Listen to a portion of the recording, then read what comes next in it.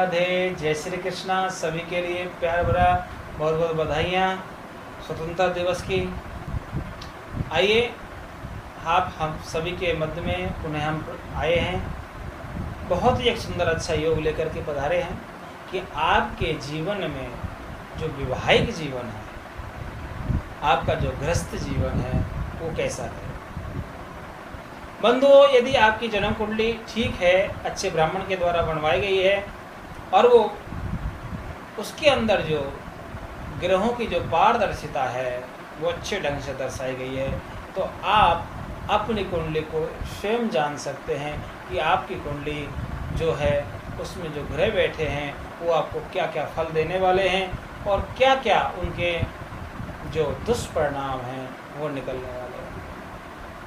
सबसे पहली बात आती है कि गृहस्थ जीवन में सबसे पहला जो कारक ग्रह होता है, सबसे अच्छा जो ग्रह माना जाता है वो होता है गुरु। गुरु ही व्यक्ति को इस जीवन से भी पार लगाता है और गुरु ही व्यक्ति को अपने गृहस्थ जीवन में आने वाली समस्याओं का सामना करने से बचाता है। यदि आपकी कुंडली के अंदर, जैसे ये कुंडली आपको दिखाई जा रही है, ऐसे ही आपकी कुंडली के अंदर यदि गुरु आपके प्रथम भाव में बैठा हो और उसकी जो दृष्टि है सीधा सप्तम भाव पे पड़ रही हो, इस भाव पे सप्तम भाव पे पड़ रही हो, तो ऐसे में आपके लिए गुरु बहुत ही सावक एवं अच्छा सिद्ध हो जाता है। आपका लिए गुरु जो होता है वो आपके लिए बहुत ही साधन सिद्ध होता है। गुरु आपकी बहुत हेल्प करता है। ऐसे व्यक्ति की जन्म कुंडली के अंदर जब ये यदि योग बन रहा हो तो उसका जीवन बहुत ही सुंदर और अच्छा होता है। गुरु की जो डिग्री हैं वो अच्छी होनी चाहिए। ऐसा नहीं हो कि गुरु की जो डिग्रियां हैं वो 20 से ऊपर निकल गई हों, 25 से ऊपर निकल गई हों और गुरु अस्त हो रहा हो, या फिर गुरु नीच का आकर के लगन में बैठा हो, तो ऐसे में गुरु आपकी कोई सहायता नहीं करेगा। यदि गुरु आपकी कुंडली के अंदर अच्छा बैठा हुआ है, पॉजिटिविटी लेकर के बैठा हुआ है, डिग्रियां उसकी अच्छी हैं, वो 15 से 20 डिग्री के बीच में बैठा है, 10 से 20 डिग्री के बीच में बैठा है, तो भी आपके लिए पॉजिटिव रिजल्ट देगा, आपको सहायक बनेगा। दूसरी बात, यदि आपके कुंडली के अंदर जो गुरु है 6, 8 और 12 भाव में हो, कौन से भाव में? 6, 8 और 12वें भाव में हो, तो महाराज वह व्यक्ति को आर्थिक समस्याओं का सामना करना पड़ेगा। पुनः देखिए, इस कुंडली के माध्यम से 6, 8 और 12 भाव का, इन भाव में कहीं यदि आपका गुरु बैठ गया हो तो आपके लिए आर्थिक तंगी हमेशा बनी रहेगी। बंधुओं, याद रखिए, यदि ऐसे में आपका गुरु बैठा हो तो आपको बृहस्पतिवार के दिन चने की दाल दान करना जरूरी है। पीला कपड़ा या फिर पीली कोई भी खाद्य सामग्री या फिर पीली कोई भी मिठाई आपके लिए दान करते रहना पड़ेगा बृहस्पतिवार के दिन। यदि आप चाहते हो आपकी आर्थिक स्थिति ना बिगड़े तो आपके लिए इसका उपाय करना बहुत जरूरी है। और गुरु के और भी कई इफेक्ट हैं, जैसे कि मंगल के साथ में सूर्य 1, 4, 7, 8, 12 में 1, 4, 7, 8, 12 में हो तो महा उपद्रव योग बन जाता है। ऐसे व्यक्ति उपद्रवी व्यक्ति माने जाते हैं। आपकी कुंडली में यदि कोई ऐसा योग बन रहा हो तो आप देख सकते हैं। मैं पुनः आपको बताता हूँ, मंगल के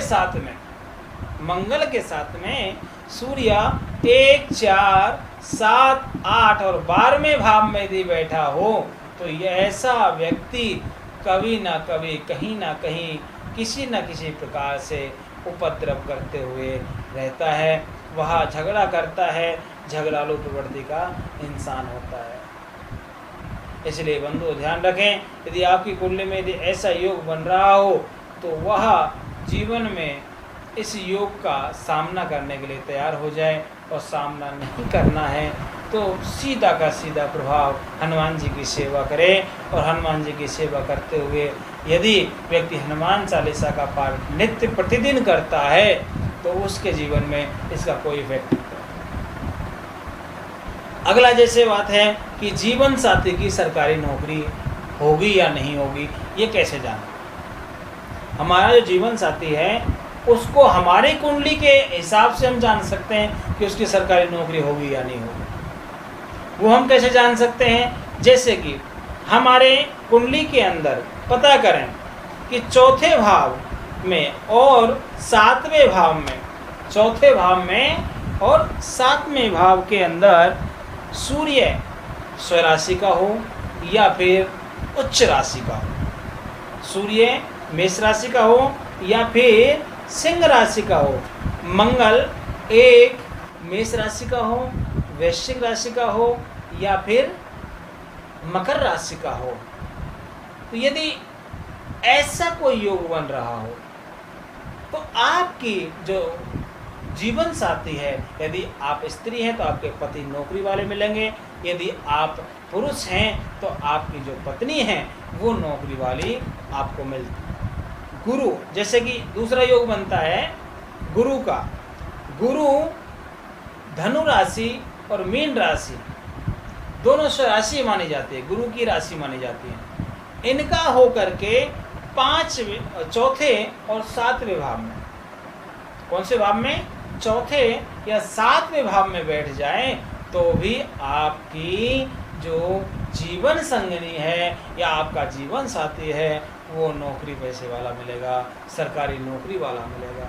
और गुरु यदि उच्च का होकर के बैठ जाए, उच्च का कैसे होता है, कर्क राशि में गुरु उच्च का होता है और वो चौथे या सातवें भाव में बैठ जाता है, तो बंधुओं निश्चित रूप से आपका जो जीवन साथी है वह कोई अच्छी पोस्ट पे सरकारी नौकरी में आपको मिलेगा। यदि आपकी कुंडली में ऐसा कोई योग बन रहा हो तो इसको आप जान सकते हैं, देख सकते हैं।